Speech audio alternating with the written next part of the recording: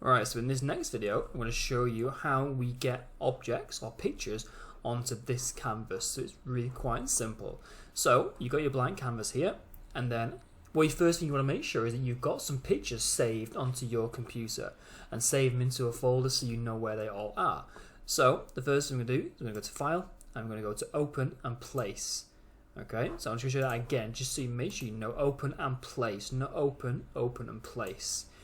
And it's going to come with a folder where you can find pictures of things that you might have saved. I'm going to choose this one, NME Master, click on the picture, click on OK, and there you go. Then I can move this around to wherever I want it to go. I'm also going to show you how to resize something.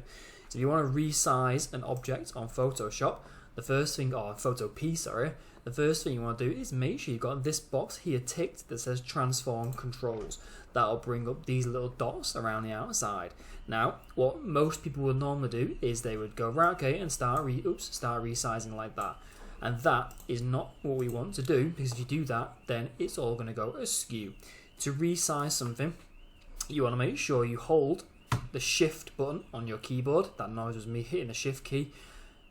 And then dragging from the corner, and that way it's going to keep it nice and to scale for you. Alright, so always hold Shift and then drag from the corner like that, and it's going to keep it to nice and scaled. When you've done that, press OK. Now before you can do any more editing, the first thing you've also got to do is rasterize your layer.